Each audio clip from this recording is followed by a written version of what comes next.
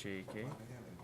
First starts off with a long shot of a sunset into a faded transition of a wide shot of a man walking across iron suits, which tells me that he is the protagonist, and the futuristic suits reference to the genre as a sci-fi as well.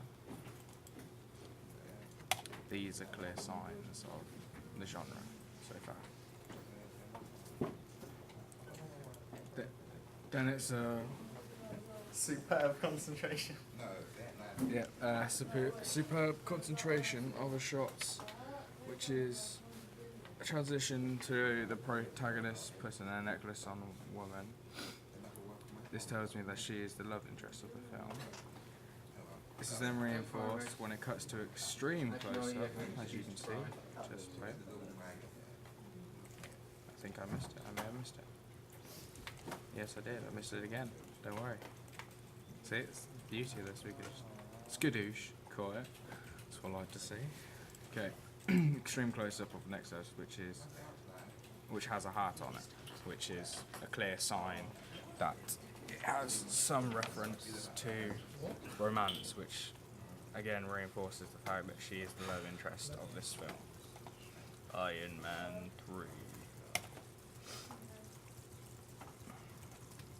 Then transitions to a suited man, presumably the protagonist, flying like a jet plane towards people falling from the sky, bringing the action part of the genre together with the sci-fi.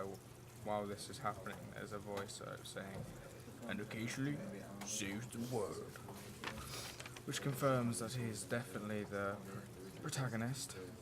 It then cuts to a shot of him taking someone to safety, which tells you that she's in danger.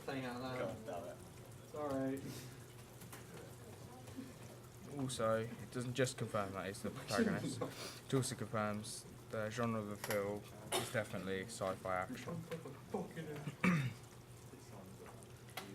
A shot of someone to safety, it then tells you that she's in danger because there's a lot of smoke in the room, which indicates explosions, which again reinforces the action part of the genre, as that tends to be a sign that you're watching an action film if you see explosions.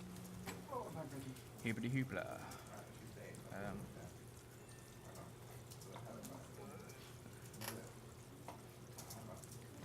Next, there's an establishing shot of his bedroom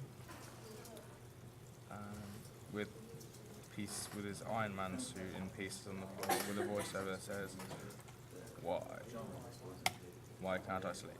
And this is said as it transitions to a close-up of the protagonist looking exhausted and upset, which suggests that there's a major issue in the film for him. The music then picks up the pace and it cuts to a Marvel logo. Which is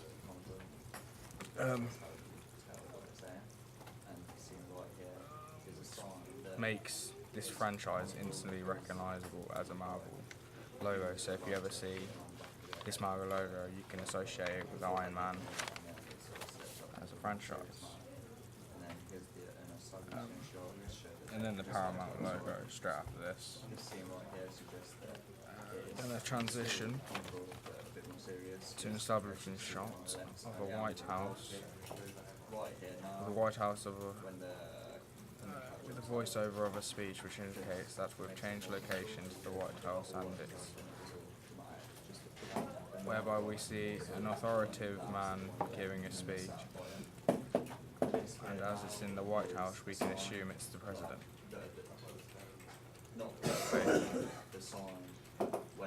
See?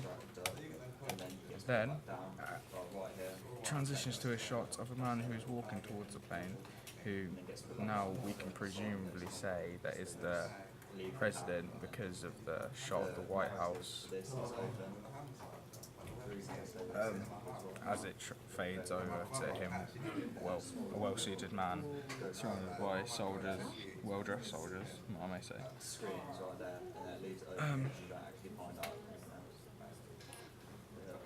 And they're also saluting him as well, which hints that he is some form of authoritative figure, which then is another sign that he could be the president. There There is then a close-up of, which I'll just go back a little bit for you. Okay, there we go. Nice clear shot.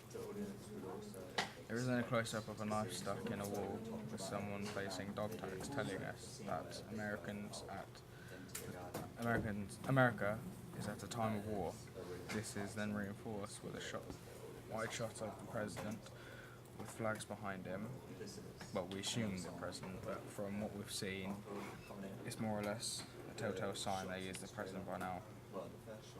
But it's a wide shot of the president with flags behind him, also indicating that he's some form of importance, and a camera crew all around him while he's saying, "I'll defend this country at all costs," which confirms that they're in some form of war, as it looks like an emergency broadcast.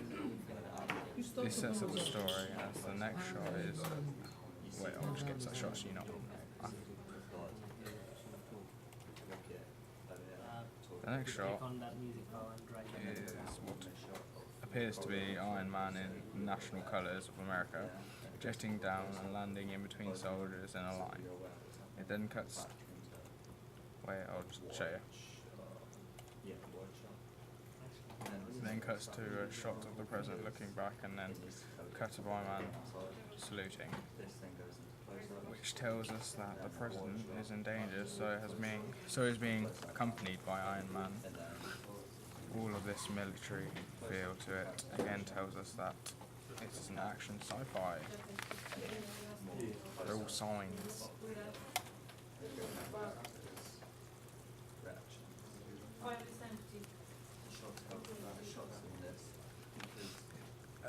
It then cuts to a dark figure coming out of the darkness with a voiceover saying, "The Mandarin must be stopped."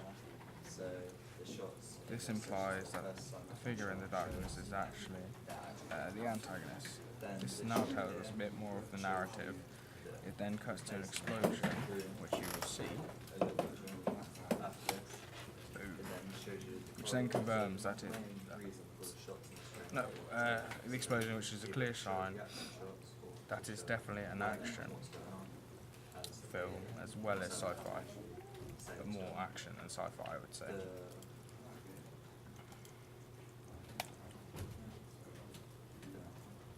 It then has a close-up tracking shot of someone, presumably the antagonist, walking out of the wreckage.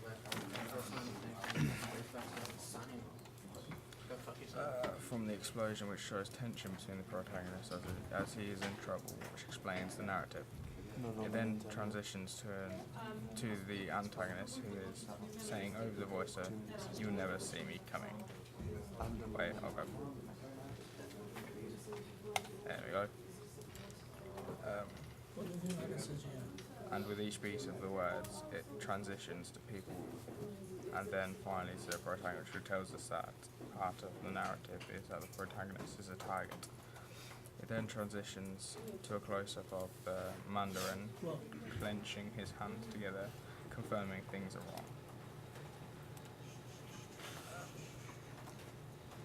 Which is all signs that confirm the type of genre.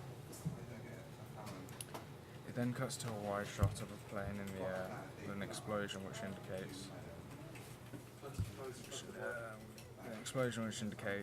action again, which I think by now it's confirmed that it's some form of action film, and with the suits it's sci-fi. At the back of the plane, it then zooms in to where the explosion is to show an open gap clear to a cut of a medium shot where people are being sucked out of the plane, and then cuts them falling through the sky. Wait. As you can see,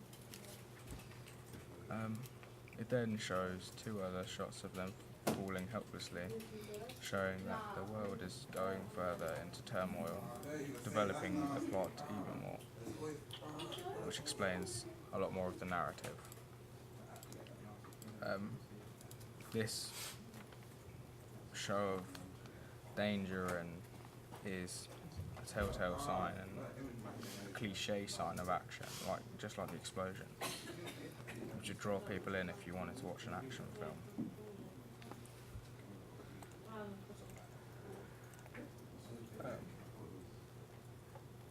then cuts to mid shot of the protagonist. Wait, there we go. Surrounded by paparazzi who ask him, "What are you going to do about these Mandarin attacks?" This assumes that, or this insinuates, is a sign that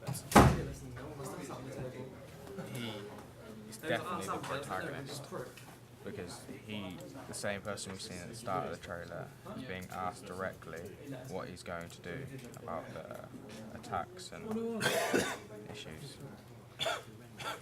And that is my trailer analysis. Thanks for listening.